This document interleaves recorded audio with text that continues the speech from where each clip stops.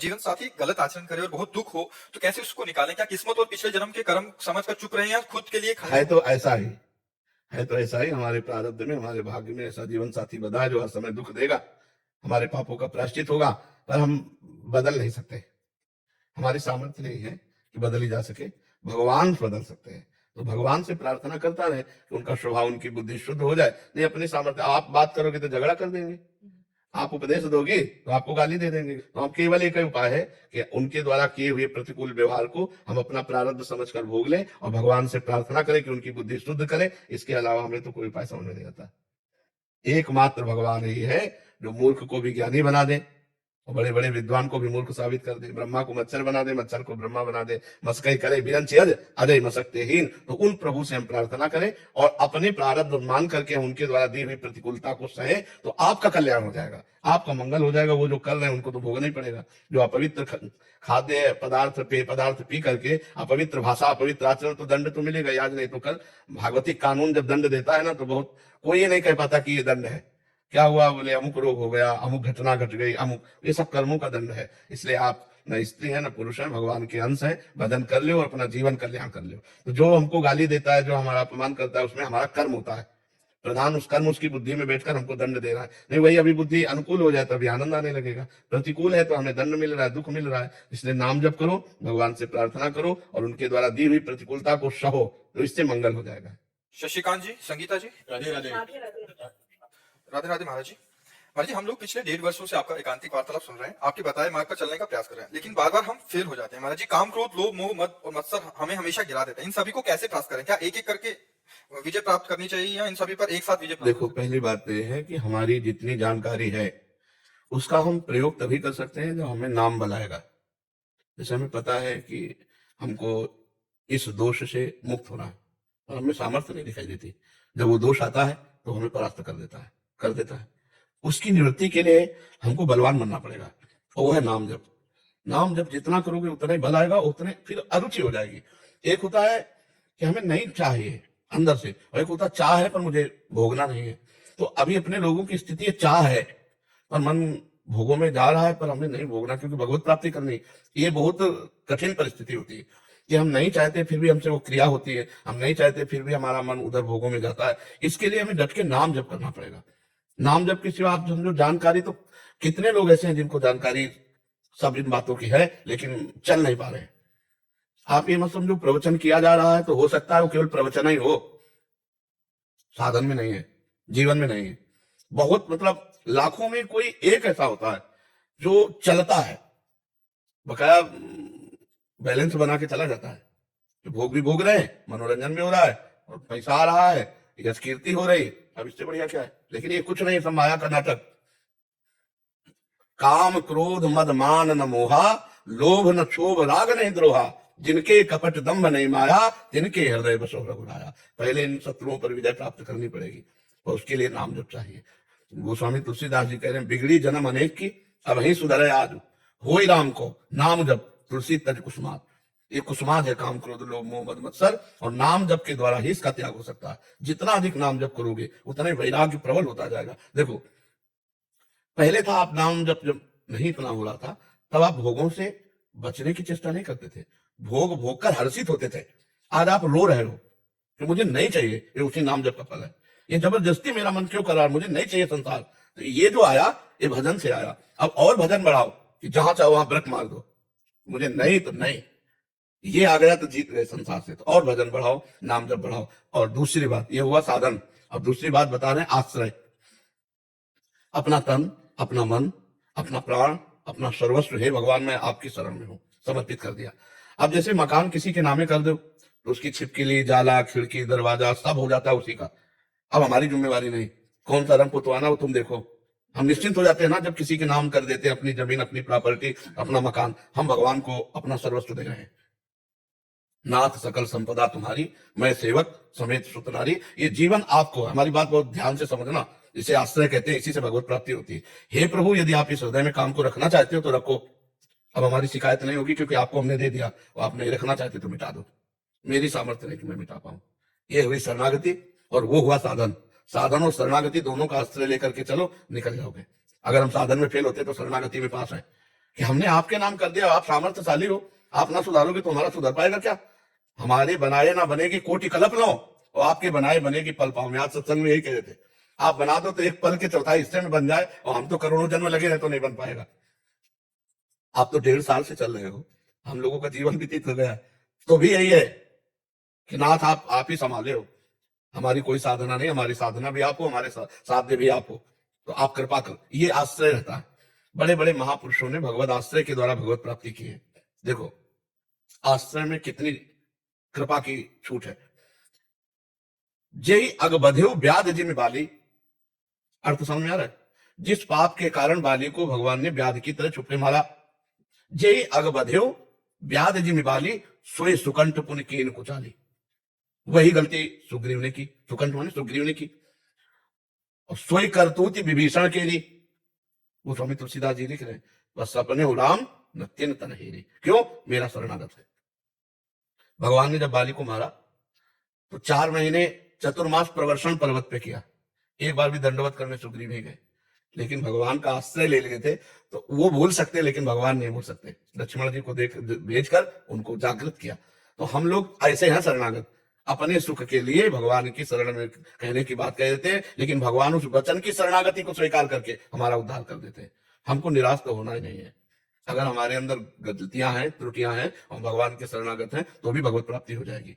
जन अवगुण प्रभु मान न काऊ, दीन बंधु अति मृदुल स्वभाव। भगवान अपने शरणागत के दोष नहीं देखते, अपनी तरफ से कृपा करके उसे भगवत प्राप्ति कराते हैं। तो दोनों लेके चलो। एक है जो हमें प्रयास है वो पूरा करेंगे, बेईमानी नहीं, लेकिन बनेगा आपसे। आप देख लो, जितना प्रयास बन रहा है उतना आप ही का दिया हुआ प्रयास है, उतना कर रहे हैं, इसके आगे आप जानो।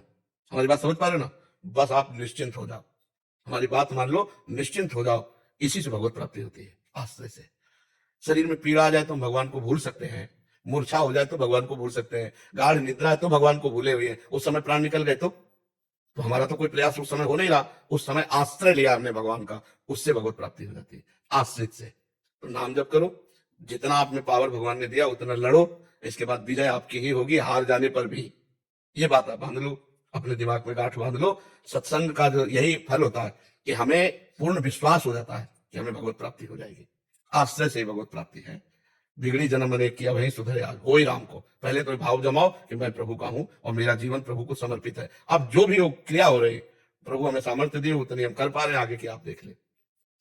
ये शरणागति है, शरणागति से निश्चित भगवत प्राप्ति होती है। अच्छा देखो, भगवान के श्रीमुख के वचन है। भगवान ने कहा कि कोटि विप्रबध लागे जाहू, आए शरण तजो नहीं ताहू, जो नर होए चराचर द्रोही, आवे सभे शरण तकी मोही। भगवान कह रहे यदि करोड़ों ब्रह्म हत्याएं लगी हो तो भी मैं उसे उद्धार कर देता हूं, उसे छोड़ता नहीं जो मेरी शरण में आता है। चराचर जगत का द्रोह किए हो तो भी मैं उसका उद्धार करता हूं। इसलिए हमको चिंता नहीं करनी, हमें चिंतन करना है। जितना बन सके हमसे हम बेईमानी नहीं करेंगे, जितना हमें आपने पावर दिया उतना हम करेंगे। इसके बाद हाथ उठाए, आगे की बात आप देख लो, बढ़िया मंगल हो जाएगा। दोनों बातें, एक साधन पक्ष और एक आश्रय पक्ष। आश्रय जोरदार लो, जोरदार आश्रय, इसी से भगवत प्राप्ति हो जाएगी। हमारा प्रभु से संबंध है, वो हमारे अंशी हैं, हम उनके अंश हैं, और वो हमारे स्वामी है, हम उनके सेवक हैं। हमारे शरण है, हम उनके शरणागत हैं। हम पतित है तो पतित पावन है, हम दीन है तो दीन बंधु हैं। हम जैसे भी हैं, हमारा प्रभु से संबंध है। पर ये बात दिमाग में बैठा लो, जहां आपको कमजोरी लगे वहां प्रभु की तरफ फेरो। नाथ अब आप देख लो, हमारे बस की बात नहीं, आप चाहो छुड़ा दो, आप चाहो, लेकिन हमें आपके कामी भी कहलाएंगे तो आपके, क्रोधी भी कहलाएंगे तो आपके। आपको अगर पसंद है कि कामी कहलाकर हम आपके, तो फिर आप, हमें कोई परेशानी नहीं, हम तो राजी है उसी में। आप देख लो, ऐसे भक्त को भगवान से प्रार्थना करनी चाहिए, ऐसा अपना अधिकार लगना, मतलब भगवान के गले पड़ जाओ, बस काम बन जाएगा। गले पड़ जाओ। हम कहां तक सुधारे महाराज, इतनी प्रचंड माया है जो बड़े बड़े ऋषि मुनियों को मोहित कर लेते हैं, हम तो उनके सामने मच्छर है। तो आप देख लो, हम तो जितना पावर दिए उतना ही काम हो रहा है। आपको कह है कि इतना और उठा लो, तो आप पावर हमें दो, हम उठा लेते हैं। पावर तो उन्हीं को देने का है, सामर्थ्य तो वही देते हैं। समझ पा गए? पारुल मिश्र जी, कानपुर से। राधा राधे। राधा वल्लभ श्रीहरिवंश महाराज जी, महाराज जी आपके चरणों में कोटि कोटि प्रणाम। महाराज जी, पिछले 1 वर्ष से आपके श्रीमुख से कहे वचनों एवं सत्संग के माध्यम से यूट्यूब पर जुड़ा हूं आपसे, और एक नई दिशा मिली है। महाराज जी, मेरा प्रश्न है कि अली स्वरूप क्या है, क्या इसका भावार्थ क्या है? अली स्वरूप में भक्त और या भगवान किस भाव में है? अली माने होता है जो हम अपने भाषा में जैसे अली कहा जाता है, अली पूछ रहे हो तो अली माने होता है भौरा, और अली पूछ रहे हो तो अली माने होता है सखी। आप पूछ क्या रहे हैं? सखी वाला। सखिया। हाँ, ये सखी भाव है, ना स्त्री है ना पुरुष है। वनिता पुरुष भाव मिट जाए, सेवे ललितादिक के भाई। ये भाव है चिदानंद शरीर, न स्थूल शरीर, न सूक्ष्म शरीर, न कारण शरीर, न नरक का यातना शरीर, न स्वप्न का स्वाप्निक शरीर, न देवताओं का देव शरीर। ये चिदानंद में सहचरी स्वरूप है। इसमें स्त्री पुरुष भाव का मिश्रण नहीं है। प्रथम भावतन बदल करे अप बप जो अलंकृत, व्यास सुवन प्रसाद देह मानसी गढ़े चित। हरिवंश महाप्रभु की कृपा प्रसाद से साधक के हृदय में ये सहचरी बपू प्रकाशित होता है। ये सहचरी बपू जहां प्रकाशित हुआ तो प्रिया प्रीतम का संग मिल गया। प्रिया प्रीतम का संग और सहचरी बपू एक है। एक क्षण के लिए भी न सहचरी प्रिया प्रीतम से अलग हो सकती है, न प्रिया प्रीतम सहचरी से। छिन छिन विहरत संग सेवक वाणी, छिन छिन निरखत प्रेम भरी, छिन जस कहता भंग, यह जो कृपा हरिवंश की। ये कृपा से प्राप्त होता है, साधना से नहीं, जो सहचरी बपू है। और ये प्रिया प्रीतम के हर समय सानिध्य में रहता है। जो सहचरी भाव है उसको संधिनी शक्ति कहते हैं। प्रिया प्रीतम के मध्य में वो सदैव विराजमान रहती है। जहां प्रिया प्रीतम वहीं सहचरी, जहां सहचरी वहां प्रिया प्रीतम। बस इसके लिए साधन है मुख वर्णत हरिवंश, चित्त नाम हरिवंश रति, मन सुमिरन हरिवंश। ये जो कृपा हरिवंश की, हर समय नाम जब चल रहा है, चित्त में आचार्य चरणों की शरणागति है, और सब जीवन सो प्रीति, रीति निवाहता अपनी, अपनी निष्काम रीति है। हरिवंश महाप्रभु कहते हैं सब सोहित निष्काम मति, तो सब जीवन सो प्रीति, रीति निवाहता अपनी, श्रवण कथन प्रतीति। ये जो कृपा हरिवंश की। शत्रु मित्र समझानी, मान मान अपमान सम, दुख सुख लाभ नहानी। ये जो कृपा हरिवंश की। नित्य एक धर्मिन संग, प्रेमी जन रसिक जनों का संग, नित्य एक धर्मिन संग, तो रंग बढ़त नित्य नित्य सरस, नित्य नित्य प्रेम अभंग। ये जो कृपा हरिवंश की। अब आ गया, अब सहचरी बपू का भाव आ गया। निरखत नित्य विहार, पुलकित तन रोमावली, आनंद नयन सुधार। ये है जो कृपा हरिवंश की। ऐसे खुले नेत्रों से प्रिया प्रीतम का नित्य विहार। इन्हीं नयनन सब सुख देखे, अपनो जन्म सुफल कर लेखे। कब जब ये साधन बनेगा और ये कृपा रसिकों का संग, महापुरुषों का जब संग होता है और उनके द्वारा प्राप्त नाम मंत्र उपासना होती है, तो हमारा चित्त जो होता है वो सरस होने लगता है। सरस चित्र में प्रिया प्रीतम से अपनापन होने लगता है, और जहां प्रिया प्रीतम से अपनापन हुआ, आचार्य कृपा हुई, तो वो बपू मिल जाता है, सहचरी बपू। नाम सेवा सब प्रकाशित हो जाते हैं, पर आचार्य कृपा से। आचार्य प्रदत्त साधन और आचार्य कृपा, इसमें दूसरा कोई साधन या दूसरे कोई न देवैर ब्रह्माद्यै न खलु हरि भक्तै न सुहृदा दिविर यद्वै राधा मधुपति राष्ट्रम सुविदितम तयोर दासी भूत्वा तदुपचित केली रसमहो दुरंताहा प्रत्याशा हर हर दशोर गोचरितुम। न देवताओं को भी प्राप्त है, न ब्रह्मा को प्राप्त है, बड़े बड़े महापुरुषों के लिए भी अप्राप्त है। जो हाय, मैं वो प्रियाजू की दासी बनना चाहती हूँ। दुरंताहा प्रत्याशा हर हर दशोर गोचरितुम, मैं अपने नेत्रों से प्रिया प्रीतम की दिव्य लीला देखना चाहती हूँ, और उनकी दासी सहचरी मतलब दासी, मैं उनकी दासी बनना चाहती हूँ, जो देवताओं को प्राप्त है, ना ब्रह्मा को प्राप्त है, न इस कोटि के महापुरुषों को प्राप्त है। हरिवंश महाप्रभु ने ये सुधा निधि में लिखा है। तो ये तो केवल कृपा से है, आचार्य कृपा। हित सजनी जो कृपा करे तब वो सहचरी बपू प्रकाशित हो। ये किसी साधन से नहीं होता। या गुण साधन ते नहीं हुई, तुम्हारी कृपा पाओ कोई कोई। सावन भगत जी इंदौर से। राधे राधे महाराज जी। महाराज जी, प्रियजनों की पीड़ा देखकर कोई साधक ये भावना रखे कि वो अपने परिवार या प्रियजनों के पाप कर्मों को अपने ऊपर ले ले, तो क्या ये भावना सिद्धांतों के अनुरूप है? क्या ऐसा करना साधक के लिए आध्यात्मिक प्रकृति में बाधा उत्पन्न? स्वभाव ही ऐसा होता है साधक का, उसका स्वभाव ही होता है। प्रियजनों की क्या बात, तो जगत के किसी भी जीव को दुखी देख करके उसके हृदय में आता है कि भगवान अगर इसको जो प्रारब्ध भोग मिल रहा है वो मुझे मिल जाए, ये सुखी हो जाए। ये जो भगवान के चरणों में अपने आप को समर्पित करते हैं, उनका हृदय ऐसा ही हो जाता है। महाराज रंती देव जी ने भगवान से आखिरी वरदान ये मांगा, 64 दिन तक भोजन न मिलने के बाद जब मिला तो अतिथि रूप में भगवान आ गए, उनको पवा दिया। जल था उसको, 64 दिन के भूखे, लेकिन जो भूखा आ गया तो, और भगवान से कहा हमें ऐसे सामर्थ्य दो कि संसार का सारा दुख हमको भोगने को मिले, कोई दुखी ना है।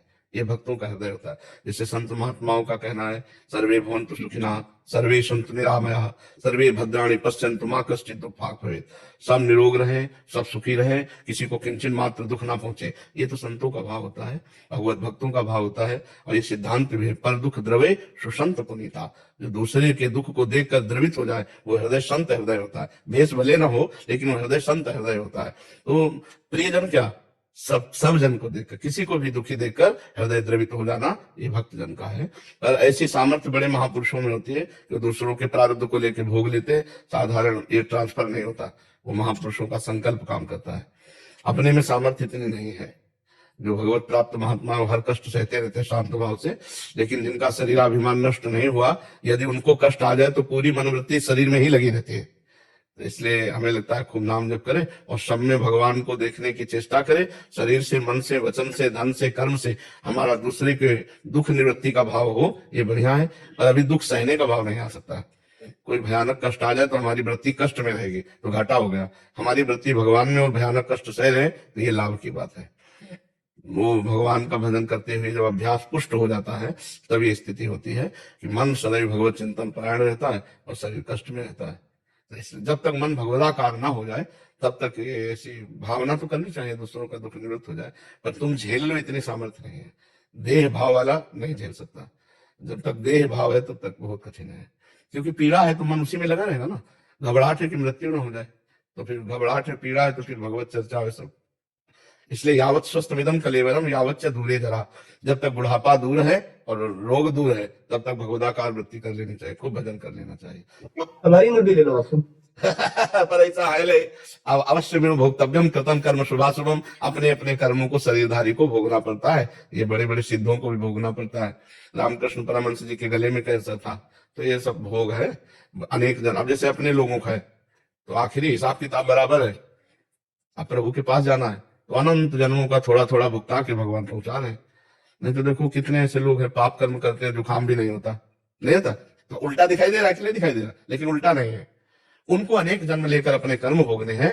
और साधु महात्मा भक्त भगवान का जो धर्म में चलता है उसका आखिरी जन्म है, और वो कर्म प्रपंच से मुक्त हो जाएगा। इसलिए बड़े बड़े महापुरुषों में कष्ट देखे जाते हैं, और ऐसे अधम पुरुष नीच आचरण करने वाले चट से पधार जाते हैं, नहीं पता जाता है, क्योंकि उनका चक्र में बार बार जन्म मरण करना है, उनका आखिरी जन्म है। तो नाम जप करो, सबके प्रति दया का भाव रखो, पर इतनी सामर्थ्य भी नहीं है कि आप सबके प्रारब्ध को भोग ले। बहुत कठिन है बच्चा। जब शरीर संकट में होता है तब केवल भगवान में जिनका चित्त लगा है उन्हीं की बात रहती, नहीं तो पूरा पीड़ा शरीर में। तो उसमें आनंद रहना चाहिए। भगवान का चिंतन हो रहा है, हम भगवान के पास जाएंगे, अपने प्रभु के पास जाएंगे। तो इसमें जब ये धारणा पुष्ट हो जाती तो भय नहीं रहता, नहीं तो भय लग जाएगा। इसलिए भगवान का भजन करो, सब पर भाव रखो और भजन पर प्रधानता रखो। जितना नाम जप करोगे उतने भगवान के नजदीक होते जाओगे, अंतःकरण पवित्र होता जाएगा। यद्यपि भगवान हृदय में है पर बिना भजन के नहीं। सबके हृदय अछत अविकारी, पर सकल जीव जग दीन दुखारी। आनंद समुद्र प्रभु सबके हृदय में बैठे हैं, पर जब तक भजन नहीं होगा तब तक दीनता, दुख, शोक, संताप ये नष्ट नहीं होंगे। खूब नाम जप करो, सब नाम जप करो, पाप ना करो, नहीं अवश्य भोगना पड़ता है। और जब पाप का फल आता है ना तब कोई साथ नहीं देता, ये भी ध्यान रखना। न बुद्धि साथ देती है, न शरीर साथ देता है, और न कोई मित्र साथ देता है। हम इसलिए कहते हैं नाम जप करो, भगवान के आश्रित रहो, और सब रूपों में भगवान है ऐसी भावना करो। ये बनारस से आए एक पांडे जी डॉक्टर साहब। अच्छा। और दिसंबर में उन्होंने गिनीज बुक में नाम दर्ज करा है। पेट के बहुत बड़े डॉक्टर हैं। जी जी। तो मैं अपना इलाज के लिए गया था बनारस पेट का। तो जैसे जादू कर दिए, उसी समय बहुत आराम हुआ। तो कहे कि महाराज से एक बार मिलवा दीजिए। तो बड़ी इनकी इच्छा थी। एक रोग होता है पोलसिस्ट किडनी, होता है ना, वो वंशानुगत होता है। तो 35 वर्ष की अवस्था में जागृत हुआ। पहले होम्योपैथिक, आयुर्वेदिक में जाने क्या क्या दवाएं चलती है, अब डायलिसिस होता है। इसका कोई उपाय नहीं है। इसका उपाय है जब तक जीवन है डायलिसिस करवाते रहो, या वो किडनी, और वो हम करवा नहीं सकते। जो प्रभु को करना है इन्हीं से करें, और नहीं, और वो प्रभु करवा रहे हैं। अच्छा, जरूरी नहीं कि ट्रांसप्लांट सफल हो, जरूरी नहीं है कि ट्रांसप्लांट होने के बाद हम सत्संग कर सकते हैं, है ना। इसमें तो हम कर सकते हैं, हाँ, उसमें जरूरी नहीं है। और उसमें दूसरे का पेट फरवा के दूसरे का अंग अपने डलवा में, ये कभी नहीं हो सकता। आज बुला ले, हम तैयार बिल्कुल अटैची लिए खड़े, आप बुलाओ, अभी आ रहे हैं। कोई उपाय है नहीं ना, ये आपका सौहार्द है कि आप ले आके लाए, लेकिन कोई उपाय ही नहीं है इसका, कोई उपाय नहीं है। क्योंकि वो किडनी की बनावट ही वैसी होती है, उसको केवल काट के हटाया जा सकता है, दूसरी डाली जा सकती है। तो इसलिए हमें हटाने की जरूरत नहीं है, क्योंकि इसी किडनी से काम चल रहा है। कम से कम हम बोल तो रहे हैं, हम अपनी दिनचर्या तो कर रहे हैं, उसमें दिनचर्या बिल्कुल नहीं हो सकती। ये जो 12 बजे रात जग करके पूरे रोड में हजारों के बीच से आते हैं, ये नहीं हो सकता। अब भाई ऐसी स्थिति आ जाए तो भगवान जाने, जब तक दम है तब तक एकांतिक सत्संग ये सब चलता रहेगा। और भगवान बड़े कृपाल हो, बड़े सामर्थ्य रखते हैं, वही तो बुद्धि देते हैं। मानो आपको बुद्धि दी तो भगवान ने तो दी ना, भगवान ने सबको बुद्धि देते हैं, वही बल देते हैं, वही बल दिए भी है कि फेल कई वर्ष से किडनी फेल है, तो अब तो मतलब वो आने लगा, उसका प्रभाव आने लगा। नहीं, अभी 2-3 महीने पहले तक कोई प्रभाव ही नहीं था, बस डायलिसिस करा लो और खुद से। अब कब तक डायलिसिस कोई दवा थोड़ी होती है, वो तो मतलब जैसे क्रिएटिनिन है, पोटेशियम है, ये चीजें निकाल देता है, बस खून को थोड़ा पवित्र कर देता है, और उससे ज्यादा खतरनाक खेल है भगवान का भजन, और वो खेल चुके हैं तो अब हमें कोई परेशानी नहीं लगेगा।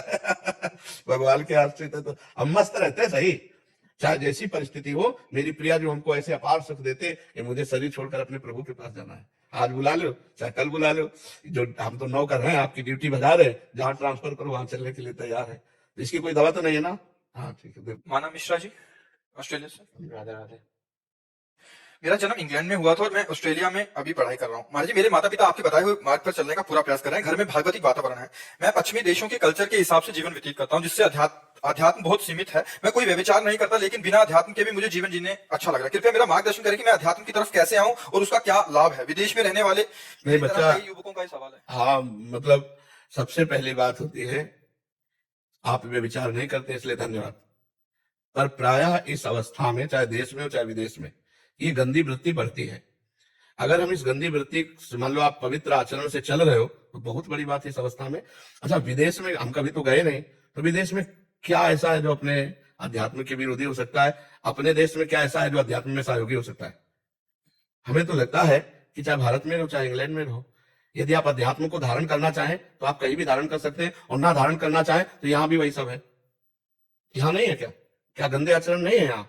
क्या गंदा भोजन लोग नहीं पाते? क्या गंदा पेय नहीं पीते? क्या गंदी बातें नहीं देखते सुनते? क्यों बच्चा? महाराज जी, इनका मुख्य प्रश्न है कि हम हर काम सच्चाई और मेहनत और सही तरीके से करें, तो अध्यात्म की आवश्यकता क्या है? नहीं बच्चा, नहीं, ऐसी बात नहीं है। अगर आप भगवान नाम जप नहीं करते हैं और भगवान के चरणों का आश्रय नहीं लिए हुए हैं, तो ये सब मेहनत करोगे, इसके बाद थोड़े दिन जियोगे और इसके बाद मरोगे ना, मरने के बाद आप क्या ले जाओगे? शरीर यही रहेगा, यहाँ का मकान यही रह जाएगा, बैंक बैलेंस यही रह जाएगा, मित्र रह जाएगा, जो भी कुछ है सब यही रह जाएगा। तो आपका आना किस काम का होगा? आना किस लिए था? केवल यही करने के लिए। तो मनुष्य जीवन की श्रेष्ठता क्या रही? वे तो सुअर, कुत्ता, पशु पक्षी भी अपना भोग करके सोते हैं। भोग का मतलब केवल काम से नहीं होता, काम इंद्रिय से नहीं होता, हर इंद्रिय को भोग कहते हैं। कोई नेत्र भोग कर रहा है, कोई श्रवणेंद्रिय से भोग कर रहा है, शब्द सुनकर आनंदित हो रहे हैं, हम श्रवणेंद्रिय से भोग कर रहे हैं, जनेंद्रिय से भोग कर रहे हैं, घ्राणेंद्रिय से भोग कर रहे हैं। तो ऐसा नहीं है कि हम मनुष्य शरीर प्राप्ति किए, खूब रुपया पैसा पद प्रतिष्ठा मित्र सब नहीं बच्चा। ये ऐसे मृत्यु लोक में आए, कुछ नहीं, पाई भर नहीं, कपड़ा शरीर में नहीं, शरीर रूपी कपड़ा भी नहीं, सब ये जला दिया जाता है। ये जला दिया जाता है, ले क्या गए? अगर अध्यात्म है तो लेके गए, और अध्यात्म नहीं है तो शुभ अशुभ कर्म वही पाप है। तो बच्चा, बुद्धिमानी ये है कि यहाँ की कमाई यहाँ रह जाने वाली, कमाते हुए परलोक की कमाई कमाओ। राम राम कृष्ण कृष्ण राधा राधा कहने में क्या परेशानी? तो बस भी यही बात है, जब परेशानी नहीं है तो बड़ा आनंद मिलेगा, और परलोक में भी आनंद मिलेगा। यहाँ की कोई भी डिग्री साथ नहीं जाती, यहाँ का कोई पद साथ नहीं जाता, यहाँ का व्यक्ति कोई साथ नहीं जाता, यहाँ का वैभव साथ नहीं जाता, यहाँ का सुख साथ नहीं जाता। फिर क्या मतलब रहा यार? पूरा जैसे मान लो आपको हम भेजे कि आप विदेश में जाओ और वहां कमा करके मकान दुकान सब एक, लेकिन जब भारत लौटना हुआ तो तुम्हारे कपड़े भी उतरा लिए गए। ऐसे देश में क्या तुम्हें अच्छा लगेगा? अच्छा लगेगा ऐसा कि जब आप अपने देश में आओ तो तुम्हारे वहां कपड़े भी उतरा लिए जाए, कुछ साथ नहीं लाओ, तो आप ऐसे देश में रहना पसंद करेंगे? मृत्यु लोक से कुछ रह जाएगा। आप हमें बताओ, कोई ले जाता है क्या? राम राम जाएगा।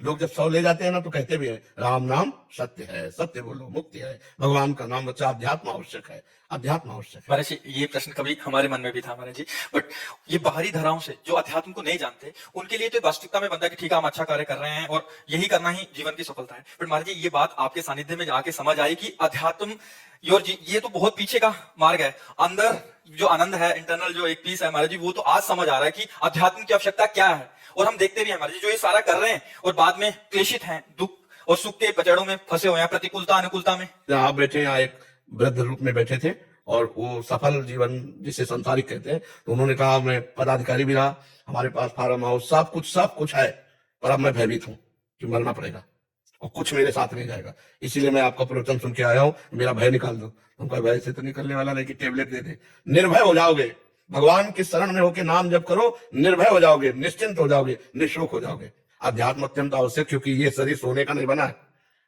ये पांच भौतिक बना है। कोई भी अंग कभी भी खराब हो सकता है, कभी भी घटना हो सकती है। आज सुखी दिखाई दे रहे हो, लेकिन ये सुख स्थायी नहीं है, ये सुख स्थायी नहीं है। आप आराम से गाड़ी में चले जा रहे, एक्सीडेंट हो गया राधे श्याम, फिर आपके पास बचा क्या? अध्यात्म। ये जो अनात्म वस्तु है, प्रकृति है, ये साथ किसी के ले जाती, साथ जाते भगवान का नाम, भगवान का चिंतन, परोपकार, दूसरों को निरुपकार किया, वो बात साथ जाती। तो जरूरी अध्यात्म के नहीं बच्चा, जरूरी है ना? हाँ, यही बात सुन। पर हम तुम्हें बहुत धन्यवाद देते हैं कि आप विषय विलासिता वाले समाज में रहकर भी आप कह रहे हैं कि आप ऐसा आचरण नहीं करते, बहुत अच्छी बात है। अच्छा, तिलक लगाना, कंठी बांधना अगर नहीं है और आप नाम जप कर रहे हो तो भगवान जान रहे हैं ना कि मेरा नाम जप कर रहा है, उससे कल्याण हो जाएगा। आप बाहरी मान लो परिवेश में है ऐसे तो आप नहीं धारण कर सकते, कोई बात नहीं, आप राधा राधा राधा बोलो, आप भगवान नाम जप करो, आपका मंगल हो जाएगा। आप जप के देखिएगा कितना आनंद आएगा। काम करते हुए नाम जप कर रहे हैं, पढ़ाई करते हैं कि पहले नाम जप किया फिर पढ़ाई बंद की तब नाम जप किया, देखो आनंद आने लगेगा। अंदर का चिंतन सुधारो तो आनंद आने लगेगा। आप जो कार्य कर रहे हो वो सब बाहरी है, अंदर के लिए केवल नाम चलाना बस। किसी का अहित न करो, गंदे आचरण न करो और नाम जप करते रहो, इसी से परमात्म आनंद की प्राप्ति हो जाएगी। आप देख लेना, और आप भाग्यशाली हैं क्योंकि आप वृंदावन में आकर के भागवती प्रश्न कर रहे हैं, इसका मतलब भगवान की कृपा है आप पर। तो और इसे संभाल लो, ठीक है। जी मैं 30 साल से अमेरिका में रह रहा हूँ और मुझे लगता है कि लोगों ने रातियां फैला दी हैं। वहां पर अमेरिका में अध्यात्म का किस जो है वो ज्यादा आसान है, क्योंकि आपको दिन भर इधर मारे मारे को घूमना नहीं पड़ता, बल्कि अपने कमाने के लिए नहीं करना पड़ता, आसानी से आपको कमाई हो जाती है। तो मुझे लगता है वहाँ पे 15 साल से हम अध्यात्म में जुड़े हुए, तो मुझे लगता है बहुत आसान है अगर आप करना चाहें तो बिल्कुल वही हमने इसीलिए पहला जो उत्तर में दिया कि क्या विदेश और भारत, अगर वहां बिगड़ सकते हो तो यहाँ भी बिगड़ने के लिए सब व्यवस्था है, अगर यहाँ भजन कर सकते हो तो वहां भी भजन कर सकते हो। ये बिल्कुल पक्की बात है। आपका उद्देश्य अगर महान है तो आप कहीं भी हो आप महान ही होगे, उद्देश्य नीच है तो आप वृंदावन में रहकर भी नीच आचरण करोगे, नहीं करोगे। तो तुम्हारे लिए बंबई और वृंदावन और अमेरिका या विदेश कहीं भी हो, अगर नीच आचरण करने वाले हो तो कहीं भी हो नीच आचरण करोगे, और उत्तम आचरण करने वाले हो तो कहीं भी हो उत्तम आचरण करोगे। आप मतलब हजारों लोग विदेश के ऐसे आते हैं जो बहुत उनकी बात सुनकर हमें अच्छा लगता है, जो बड़े संयम से बड़े, एक अमेरिका में शिष्य हैं जिनको लगभग 10 वर्ष हो गया होगा, पति पत्नी आजीवन ब्रह्मचारी।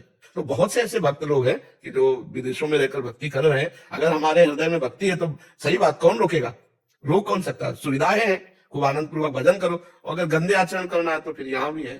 आप यहाँ देख लो भारत में क्या नहीं हो रहा, क्या बहुत अच्छी भावना है। आप विदेश में रह करके खूब भजन करो और अपने साथियों को भी अध्यात्म में जोड़ो, जो अपने भाव वाले हो। जो गलत भाव वाले हो तो तुम्हारे बस के नहीं है, तो अच्छे भाव वालों को अपने साथ जोड़ो, ठीक है। सोनल सिंह जी पटना से। राधे राधे महाराज जी, आपके चरणों में कोटि कोटि प्रणाम। गुरुदेव, क्या शरणागत भक्तों को भगवान सिर्फ आध्यात्मिक सफलता पाने में सहायता करते हैं, भौतिक सफलता पाने में भी? अगर चाहे तो भौतिक सफलता भी देते हैं, ना चाहे तो नहीं देंगे, क्योंकि भगवान की आराधना झूठी वस्तु नहीं देती। अब आप बताइए कि आपने भगवान की आराधना की, आपको पूरी विश्व की जो जो चाहत किए वो सब मिल गए, इसके बाद मरने का समय आया तो आपके पास क्या वस्तु जाएगी? तो ऐसी वस्तु सत्य सच्चिदानंद भगवान की आराधना से मिलना सौभाग्य है क्या? आप हमारी बात बताओ। सुंदर पति मिल गया आराधना की, सुंदर पुत्र मिल गए, मकान बढ़िया बन गया, कई गाड़ियां हो गई, इसके बाद हमारे मरने का समय आ गया तो जो हमारा तन था वो भी छूट गया और सब छूट गया, तो बोलो तुम्हारे पास बचा क्या? यदि भगवत आराधना का फल लौकिक उन्नति केवल मानी जाए तो मरने के बाद फिर क्या बचा हमारे पास? तो झूठा ही तो रहा। तो भगवान सच्चिदानंद अपने भक्त को झूठे पदार्थ नहीं देते, जब वो मांगता है तब फिर दे देते। जैसे एक दिन द्वारिका में रुक्मिणी जी महालक्ष्मी का अवतार है, द्वारिकाधीश भगवान को भोग अर्पित किया तो ऐसे करके ऐसे हो गए। तो रुक्मिणी जी ने देख लिया कि ये स्थिति तब होती है प्रभु की जब कोई भक्त भूखा होता है। तो उनका प्रभु ऐसे से मुझे पता ये तो चल गया कि कोई भूखा है, पर कौन ऐसा भक्त है जो आपका भक्त है और भोजन नहीं मिला? तो उन्होंने कहा सुदामा, कई दिन हो गए उसके घर में भिक्षा ही नहीं मिली। तो कहा प्रभु आपका भक्त और मैं आपकी सेविका हूं, आप आदेश कीजिए लोक की लोक संपत्ति वहां पहुंचा दूं। तो कहा वो इच्छा रहित है, इसलिए मेरी सामर्थ्य काम नहीं करेगी। भक्त इच्छा करे लौकिक वस्तु की तो मैं दे सकता हूं, अगर वो कामना ना करे तो प्रभु अब दोबारा हम ये नहीं देख सकते कि आप ऐसे दुखी हो जाए। तो उन्होंने कहा कि आप जाओ और इच्छा पैदा करो। तो बोले सुदामा के तो हृदय में पैदा ही नहीं कर सकते, क्योंकि जो निष्काम हृदय है जहां भगवत प्रेम है वहां इच्छा नहीं। श्री कृष्ण श्री कृष्ण श्री कृष्ण इतने में मगन रहते सुदामा जी। तो उनका उनकी पत्नी के हृदय में पैदा करो। तो भगवान भिक्षुक बन के गए और कहा भिक्षाम दे। उनकी पत्नी तो परेशान हो गई कि अतिथि आया, साधु आया दरवाजे, और कैसे बतावे कि यहाँ खुद कई दिन से भोजन ना हमें मिला, ना बच्चों को मिला, ना पति को, और सुदामा जी भिक्षा करने गए थे तो मिलता ही लेता। उनकी पत्नी निकली और कहा कि हम सूतक में हैं। सूतक दो प्रकार का होता है, एक बच्चा जन्म होने पर और एक मरण होने पर। तो उनका जनना या मरना भगवान ही तो है ना। तो उनका जनना मतलब जन्म हुआ है, तो बोले 10 दिन बाद आ जाएंगे। बोले नहीं कभी मत आना, हमारे यहाँ ऐसे बालक का जन्म हुआ है कि ये सूतक जाएगा ही नहीं। बोले क्यों मजाक करते? बोले हाँ हमारे यहाँ दरिद्रता का जन्म हुआ है, कि अर्थात हमारे पास कुछ नहीं कि हम आपको दे सके। तो उनका कैसी बात करते हैं, आपके पति के मित्र है द्वारिकाधीश, जिसके भगवान द्वारिकाधीश मित्र हो उसकी ये हालत हो। आप कभी अपने पति से कहा? तो उनका हमारे पति श्री कृष्ण प्रेम में इतने मगन रहते हैं कि इन सब बातों का अवसर ही नहीं कहने का। बोले आज कहना हमारी प्रार्थना है। भगवान प्रार्थना करके गए तो उनकी पत्नी इंतजार करे जब सुदामा जी आए तो उनका क्या मिला भिक्षा में? उनका कुछ नहीं, तुलसी दल लाओ और चरणामृत लाओ, उसी को बांट लेते हैं, पान करते हैं। उनका सुना है तुम्हारे द्वारिकाधीश मित्र हैं?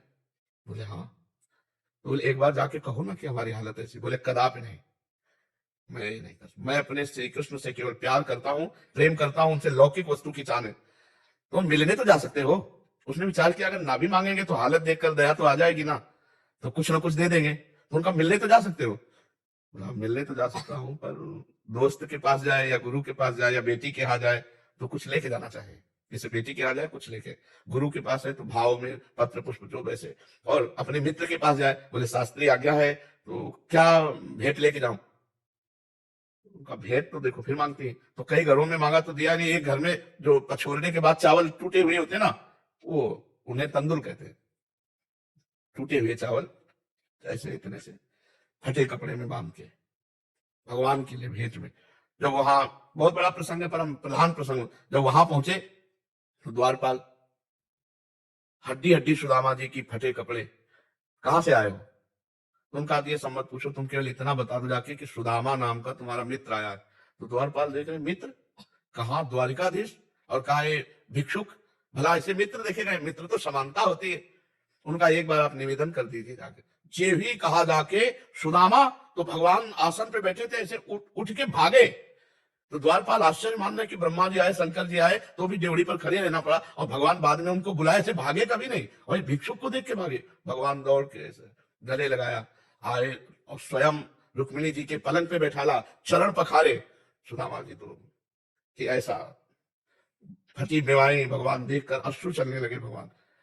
पर भगवान ने ये नहीं कहा कि तुम इतने दिन के हो गए, आए नहीं, इतना कष्ट सहते रहे, भूख प्यास, सब ठीक है। भगवान लौकिक संपत्ति के कुशल मंगल नहीं पूछते, भगवान आध्यात्मिक संपत्ति के कुशल मंगल पूछते हैं। फिर भगवान ने परिचय बताया कि हम दोनों दोस्त थे, संदीपिनी जी के यहाँ पढ़ते थे, और सबसे अर्घ पूजा पाठ करवा, 2-4 दिन आराम से खूब खवाया पियाया, खूब आनंद से रहे। और जब जो वस्त्र पहनाए थे भगवान ने, जब चलने की बात आई तो भगवान ने कहा देखो ये वस्त्र उतार दो, क्योंकि रास्ते में कोई गार्ड तो है नहीं, तो कहीं कोई लुहायमान होकर राजसी वस्त्र तुमसे उतारने के लिए तुम्हें कष्ट न दे दे। सुदामा ने कहा कितने कृपालु श्री कृष्ण है कि अपने प्रेम के सिवा अपने भक्त को लौकिक कोई वस्तु नहीं देते। भगवान साथ ऐसे चले कि चलो। सुदामा जी के मन में आया कि हमें लगता है कुछ मुट्ठी में लिए है क्या रास्ते में देने के लिए। भगवान ने कहा इधर से जाकर, बोले हमें रास्ता पता है प्रभु, जहां से आए जैसे आए। सुदामा जी के उन तंदुलों को भगवान ने छीन के पाया था, 2 लोक की संपत्ति दे दी थी, और सुदामा जी के साथ में एक भी पैसा, एक भी वस्त्र, एक भी पदार्थ नहीं दिया था, और वो संपत्ति पत्नी को दी थी। सुदामा जी को कपड़े भी जो पहनाए थे वो भी उतरा के वही पुराने कपड़े दे दिए थे। जब सुदामा जी वहां पहुंचे तो नगर तो हमारा ये इस एरिया में था, ये राजमहल, और ये हमें लगता है हम भूल गए, द्वारिकापुरी आ गए क्या? इतने में उनकी पत्नी स्वर्ण के हार सब पहने और सब सेवक सेविकाएं, तो उनका देवी तुम दूर रहो, हमारा स्पर्श मत करना, कौन हो तुम? तो उनका मैं तुम्हारी पत्नी हूँ। बोले वो तो फटा कपड़ा पहने एक झोपड़ी में हमारा पुराना, बोले सब द्वारिकाधीश की कृपा। तो उनका हो गई कृपा तो तुम इसको भोगो, हम तो श्री कृष्ण प्रेम को केवल भिक्षा से जिएंगे, झोपड़ी में रहेंगे, इस महल में नहीं घुसेंगे, महल में तुम रहो। ऐसी भक्ति होती है, आध्यात्मिक रंग होता है। सुदामा जी ने श्री कृष्ण द्वारा दिए हुए प्रसाद स्वरूप वैभव को नहीं भोगा, और श्री कृष्ण के प्रेम में आंसू बहाते हुए पूरा चिंतन करते हुए जीवन व्यतीत किया भिक्षान्न से। ये हम आंतरिक बात कह रहे हैं। आप यदि चाहेंगे तो भगवान आपको दे देंगे, लेकिन क्या ये चाह सही अच्छी है? अमूल्य भगवान का भजन करके हम नाशवान वस्तुएं मांगे, ये तो हमारे प्रारब्ध से मिल ही जाएंगी। जैसे ना चाहते हुए प्रारब्ध से हम दुख भोगते हैं, ऐसे ना चाहे तो भी हमें सुख भोगना पड़ेगा। इसके लिए हम क्यों चाह करें प्रभु से? ये मांगो भगवान से कि भगवान जो प्रारब्ध अनुसार दुख सुख आवे हमसे हमें भोगने की सामर्थ्य दो, और सदैव आपका चिंतन करें, केवल आपसे प्यार हो बस, और कुछ नहीं, आपसे प्रेम, आप हमें एक बार दर्शन दो, एक बार हमसे मिलो। तो ये बात तो अध्यात्म में कि आप मुझे अमुक अमुक वस्तु दे दो, पदार्थ दे दो, तो सब यही रह जाएंगे, ये शरीर भी यही रह जाएगा। तो हम अमूल्य नाम को बेच करके क्या खरीदा? मान लो आप हीरा ले जाओ और हीरे के बदले में कबाड़ लाद के लाओ, तो आपको कोई बुद्धिमान कहेगा क्या? तो नाम रूपी हीरा, भगवान का भजन रूपी हीरा, अध्यात्म रूपी हीरा से ये कबाड़ खरीदो। यहाँ कौन सी वस्तु हमारे साथ जाएगी? ये शरीर भी तो नहीं जाएगा, जिसे बहुत प्यार करते हैं, अपनी आत्मा मानते हैं इसे, ये भी तो धोखा दे देगा। तो और कौन संग जाने वाला है यार। हमें लगता है भजन का फल है भगवान से प्रीति होना, भजन का फल है इस संसार से वैराग्य होना, भजन का फल है परोपकार की भावना में खूब आनंद में जीवन व्यतीत करे, दूसरों से सुख लेने की भावना का त्याग हो जाए।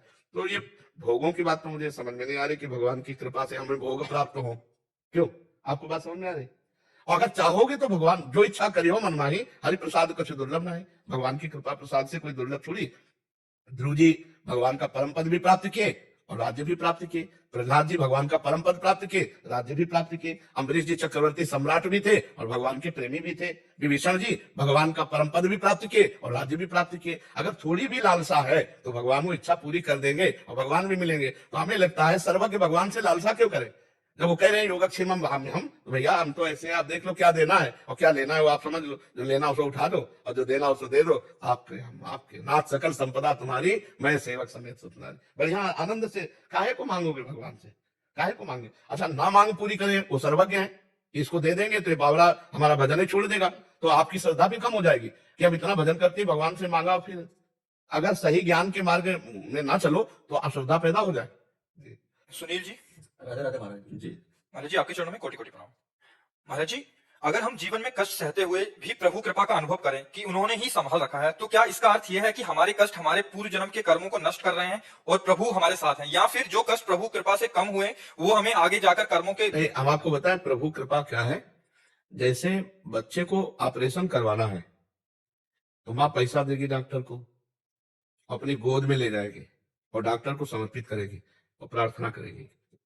बालक को लगता है माँ बड़ी निर्दयी है, पैसा दे के हमारा छेदन भेदन करवा रहे हो, हमको इसको दे रहे, अपनी गोद से हटा रहे, लेकिन उसमें माँ का बहुत बड़ा दुलार छुपा हुआ है, क्योंकि वो फोड़ा उसको विशेष कष्ट देगा। ऐसे ही भगवान अपने भक्त के जो पाप रूपी फोड़े हैं उनका ऑपरेशन स्वयं करवाते हैं अपनी दृष्टि में और उसको आंतरिक बल देते हैं जिससे वो सह जाए। महाराज जी कटियो अब हमको अभी कट रहे हैं, अभी उनको बाद में भोगने पड़ते थे तो नहीं नहीं नहीं नहीं, बिल्कुल क्लियर होता चला जा रहा। नाम जब करते हो हाँ क्लियर, एकदम क्लियर। और जहां 100 थप्पड़ लगने होंगे वहां 10 में निपटा देंगे, 90 माफ कर देंगे। जैसे एक बाल्यावस्था से भजन कर रहे थे, फिर आगे चलकर संत बने, तो बहुत समय भजन करते हो गया था। तो गंगा के किनारे वो शालिग्राम भगवान को स्नान कराने वाले ही थे कि 90 लोग, एक दल आ रहा था चोरों का, उन्होंने मारो इस बाबा जी को, वो घेर लिया, कोई लाठी डंडा फरसा भाला सब लिए हुए। तो उन्होंने कहा भैया हमने क्या अपराध किया है? और कुछ नहीं, मारो इसको। तो उन्होंने भगवान का ध्यान किया, तुरंत उनका 2 मिनट दे दीजिए और भगवान से कहा प्रभु जब से मैंने शुद्ध संभाली आज तक कोई पाप नहीं किया, ना थे 90 लोग आकर के मार रहे हैं प्रभु, इसका क्या? तो भगवान आंतरिक प्रकट हुए और कहा तुम्हारे 90 महत अपराध ऐसे थे कि तुम्हें 90 बार जन्म लेना पड़ता और एक एक मारते। ये मेरे भजन का प्रभाव है कि 90 एक साथ आक्रमण करेंगे और ऐसे तुम्हारी मृत्यु होगी जैसे हाथी के गले से फूलों की माला गिरे तो उसे पता भी नहीं चलता, तो हमारे ध्यान में मगन हो जाओ, शरीर को भोगना पड़ेगा। तो जो 90 बार जन्म लेकर के मरना था वो 90 एक बार में पूरा कर देते हैं और उनको कुछ पता भी नहीं चला, स्वप्नांतर की तरह एक स्वप्न से दूसरे स्वप्न में ऐसे उनका ध्यान भंग हुआ और भगवान के धाम में शरीर छूट गया। शरीर छूटे हुए शरीर को उन्होंने, देखो भीष्म पितामह जैसे बाल ब्रह्मचारी महाभागवत 6 महीना बाणों की सैया पे सहन करना पड़ा। इतने बड़े महात्मा को तो अगर नाम जप नहीं चल रहा और कर्म आगे बिगड़ रहे हैं और आप दुख भोग रहे हैं तब तो बुरी स्थिति है, दुख ही दुख भोगना है।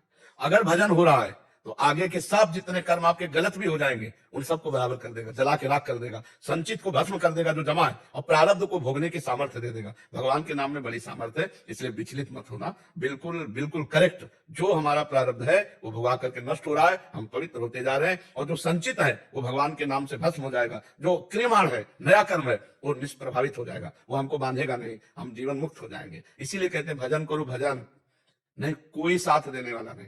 मान लो रुपया कोई लगा सकता है, तुम्हारे पास बैठ सकता है, लेकिन तुम्हारी पीड़ा को अंदर जो तुम्हें पीड़ा हो रही, चिंता हो रही, शोक हो रहा है, घबराहट हो रही है, उसको कौन हटाएगा? उसको भगवान हटाएंगे। हम कह रहे हैं कि मानव विश्व की संपत्ति है, लेकिन क्या करेगा?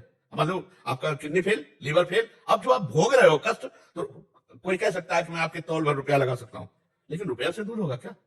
प्रारब्ध भोग तो है। हाँ, मन भगवान में लग गया, अब दूर हो जाएगा। मन आनंदित है, शरीर पीड़ा में है तो आनंद है, और अगर शरीर स्वस्थ है और मन विषयाकार है तो वो इसे भोग रहा है, जल रहा है, अशांत है। इसलिए बहुत अच्छा नाम जप करते रहो और धैर्य पूर्वक प्रारब्ध को भोगते रहो। तो भजन करने वाले का सबसे बड़ा सुख ये होता है कि भारी विपत्ति और दुख में भी भगवान मन को अपने पास रखते हैं और मन ही से सुख दुख का अनुभव होता है। सावई मना कृष्ण पदारविंद हो, यदि मन भगवान के चरणारविंद में लगा है तो दुख क्या करेगा, दुख कुछ नहीं कर सकता। अच्छा, अपने को मृत्यु लोक में जब जन्म मिला है तो दुख मिलेगा, पक्का दुख। दिन है तो रात मिलेगी, तैयारी कर लो। अभिमान मत करो कि आज मैं बहुत सुखी हूं, कल ऐसा दिन आएगा कि रोते नहीं बनेगा, इसलिए कल की तैयारी कर लो। जैसे प्रकाश में व्यवस्था कर लो तो अंधेरे में दुख नहीं होगा, तो प्रकाश में व्यवस्था कर लो। अभी तुम यावत स्वस्थमिदम कलेवरम यावत से दूर जरा, बुढ़ापा दूर है, रोग दूर है, तो तुम भजन का प्रकाश कर लो, ज्ञान प्राप्त कर लो, तो शरीर के दुख सुख में आनंदित रहोगे। और अगर नहीं तो फिर सुख हुआ तो अभिमान करे घूम रहे, दुख हुआ तो बिलला रहे हो, रो रहे हो। तो यही संसार का हाल है। ज्ञान का मतलब है संसार का कोई भी दुख सुख हमें प्रभु से अलग न कर पाए। त्रिभुवन की राजलक्ष्मी देने पर भी भगवान का विस्मरण न हो ऐसा सुख, और शरीर पे आला चलाने का अवसर आ जाए तो भी भगवान का विस्मरण न हो, महापुरुषों ने दिखा दिया है। ऐसा सुख भगवान देते हैं। गुरु अर्जुन देव जी, उनको तपते हुए तवे पे बैठाल कर ऐसे तप्त बालू डाली जाती, वो यही कह रहे थे, वाहे गुरु तेरा किया मीठा लागे, हरिनाम पदार्थ नानक माने। बोलो, ऐसी स्थिति में क्या कह रहे हैं, हरिनाम पदार्थ नानक, हे प्रभु आपका विस्मरण न हो, बस आपका किया हुआ मीठा, हे वाहे गुरु आपका किया हुआ मीठा लगे। आपने जो बहुत सुख मिल रहा, आप सोचो भला इसे कड़ाह में डाल के उबाल दिया, फिर रापी नदी जो क्या है वहां उन्होंने अपने शरीर को पूरा किया, तो शरीर एक केचुल के समान, पुराने कपड़े के समान लगने लगे तत्व ज्ञान सही। और शरीर भी प्यारा, भोग भी प्यारे, संसार भी प्यारा, और ज्ञानी भी तो प्यारा। ज्ञानी किसे कहते हैं, ये बात समझना। धैर्य पूर्वक शरीर के द्वारा किए हुए पाप कर्मों को सह जाओ और भगवान का नाम जप करते हुए, जो पाप कर्म हमने किए वो भोगे, भगवान का नाम जप करते हुए भगवान को प्राप्त हो जाओ। यही मनुष्य देह का फल है। नहीं तो 4 दिन की केवल जीवन आयु है। 4 दिन कैसे, अब आपकी आयु कितनी है, 44। अब बोलो 44 साल निकल गए, आपको पता भी नहीं चला। ऐसा लगता है कि अरे यार अभी तो हम आए हैं संसार में, और कितने वर्ष हैं या मिनट है कुछ पता नहीं, और यहाँ से जाना कोई साथी नहीं, कोई साथी नहीं, शरीर भी यही रह जाएगा। तो बुद्धिमानी है कि यहाँ से वो कमाई करो जो ले चलो, वो है परोपकार, वो है नाम जप, वो है भगवान का गुणगान, भगवान की लीला कथा सुनना, उनका चिंतन। और इससे मनुष्य बेपरवाह है। जो ले चलना है उसकी परवाह नहीं है, और जो नहीं ले चलना है उसी की परवाह और चिंता में पूरा जीवन व्यतीत कर रहा है, नहीं कर रहा। वो एक श्लोक है भागवत का, तत्यनुकंपाम सुसमीक्षमाणो, ये पूरा श्लोक उसमें है कि जो हर समय भगवान की कृपा मनाता रहता है, हमारे ऊपर भगवान की बहुत कृपा है, और आए हुए दुख सुख को समान भाव से भोग लेता है, और शरीर मन वचन से भगवान की शरण में होकर भगवान को भजन करता रहता है, वो भगवान को ऐसे प्राप्त होता है जैसे पिता की प्रॉपर्टी पर पुत्र का स्वयं अधिकार हो जाता है। बस ऐसे चलो, एक कुछ समय रह गया है, जीवन के कुछ क्षण है, वो हमें पता नहीं। वो रामकृष्ण हरि भजते हुए राधा राधा भज, हम कहें इसमें क्या लगता है, मान लो राधा राधा, प्रपंच की बातें मत करो, और मेहनत खूब करो, खूब काम करो, फावड़ा चलाओ, व्यापार करो, नौकरी करो, जो आप कर रहे हो करो, और नाम जप करते रहो, देखो मंगल हो जाएगा। ये सब बाहरी नाटक है, ये तुम्हारे दुख दूर कर दे, ये बिल्कुल नाटक है। वो जंतुर बांध देंगे, वो भस्म दे देंगे, वो कलावा बांध देंगे। जब विधान बना भगवान को बन बन भटकने का, सिया जी के हरण का, तो क्या वशिष्ठ जी ने विचारा नहीं था क्या कुंडली? उधर परम ज्ञानी जनक जी सीता जी के पिता हैं, और उनके सदानंद जी हैं, क्या उन्होंने कुंडली नहीं देखी थी क्या? इतने बड़े बड़े विद्वान, इतने बड़े बड़े कि वो ब्रह्म को बोध प्राप्त किए हुए पूरी सृष्टि को नवीन रख सकते हैं। ऐसे महापुरुष भरत जी से कह रहे, सुनो भरत, भावी प्रबल बिलख कहो मुनिनाथ, हानि लाभ जीवन मरण जस अपजस विद्या। वो कह रहे हैं वशिष्ठ जी जो नई सृष्टि रच सकते हैं, और यहाँ 1 घंटा भजन नहीं करते होंगे, कह रहे मुर्दे को जिला देते हैं। व्यर्थ की बातों में ना फंसे, एकमात्र भगवान का आश्रय वही है, हरि स्मृति सर्व विपद विमोक्षणम। भगवान का स्मरण करो, सबकी कृपा, सबका आशीर्वाद आपके पास है। भगवान का स्मरण नहीं तो जंतुर मंत्र के चक्कर में ना पड़े, नहीं, तुम्हें भोगना पड़ेगा। ये सब नाटक की बातें हैं। तो ये बातें सबके दिमाग में हम डालना चाहते हैं कि पाखंड की जो वृद्धि हो रही है, ये जो नाटकबाजी का बढ़ावा हो रहा है, आप लोग उसमें मत फंसिए। आप राम राम जपिए, हरि हरि जपिए, राधा राधा जपिए, दुख है नहीं, दुख समुद्र संसार सूख जाएगा। नाम लेत भव सिंधु सुखाही, करो विचार सुजन मन माए, हृदय आनंदित, चार को आनंदित करने की सामर्थ्य आप में आ जाएगी। इसलिए खूब नाम जप करो, गंदे आचरण मत करो, और नौटंकी नाटक में फंसो मत। किसी की सामर्थ्य नहीं, कि बड़े बड़े ऋषि मुनियों ने ऐसा करके नहीं दिखाया। आप हमें एक भी ऋषि का नाम बताओ जिसने किसी को भी ऐसे किया हो कि भाई वहां भीड़ लगती थी और सबके रोगों नष्ट कर देते। ऐसा नहीं है। क्योंकि आप इतने से समझ लो, दशरथ जी के द्वारा अपराध बना ना, श्रवण कुमार का वध हुआ, तो उनके माता पिता दुखी होकर बोले जैसे मैं तड़प रहा हूं ऐसे तुम तड़पते हुए प्राण हुआ ना। राम जी के पिता थे। तो हम ये समझाना चाहते हैं कि अपने कर्मों का भोग अवश्य में भोक्तव्यम। तो भैया जो हमने बोया है वो हम काट रहे हैं, किसी अब नाम जप करके हम अगली फसल संभाल लें, नाम जप करके हम गोदाम में आग लगा दें, नाम जप करके आए हुए प्रारब्ध को सह लें, ये बात समझ